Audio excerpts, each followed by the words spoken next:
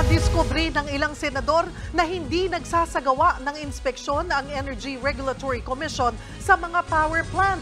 Sa gitna yan ng ilang araw na sunod-sunod na pagdeklara ng yellow at red alerts sa Luzon at Visayas grids. Nasa frontline ng balitang yan, si Camille Samonte.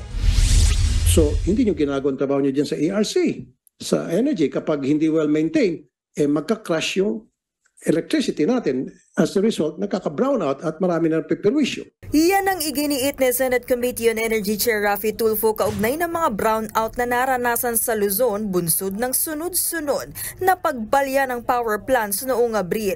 Lalo pang ginisa ang Energy Regulatory Commission at Department of Energy nang madiskubre na hindi pala sila nagsasagawa ng inspeksyon sa mga planta. Wala kayong kamuang-muang, you don't have eyes, you don't have ears, you don't have feet and warm hands on the ground to find out kung ang sinasabi ba talaga nilang rason, totoo o hindi.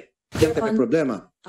Kaya pala marami mga outages, power outages, na kapag nag-inquire kami, sinasabi yung planta nag-back down dahil nasira, dahil merong pyesa ang kailangang palitan at kailangang pang-orderin kung saan lupalop ng mundo.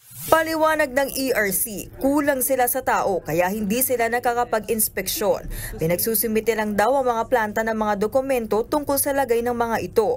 Pero ayon kay Senator Tulfo, hindi sapat ang desk monitoring. Ipinunto rin ni Senator Escudero na may mga plantang hindi sumusunod sa scheduled outages. Noong April 16, 8 lang ang nakaschedule na plant outages.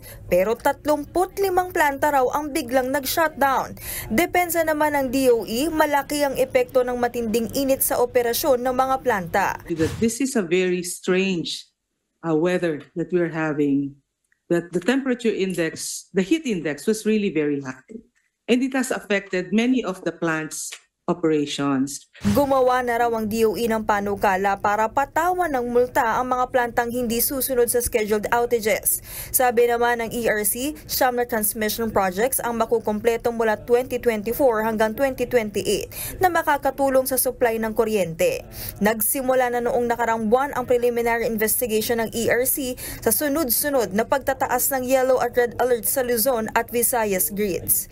Nagbabalita mula sa Frontline, Camille Samonte, News 5. Mga kapatid, Cheryl Cosim po, huwag maging huli at maging una sa lahat sa balitaan. Para sa tuloy-tuloy na talakayang sa Frontline, mag-follow at mag-subscribe sa social media pages ng News 5.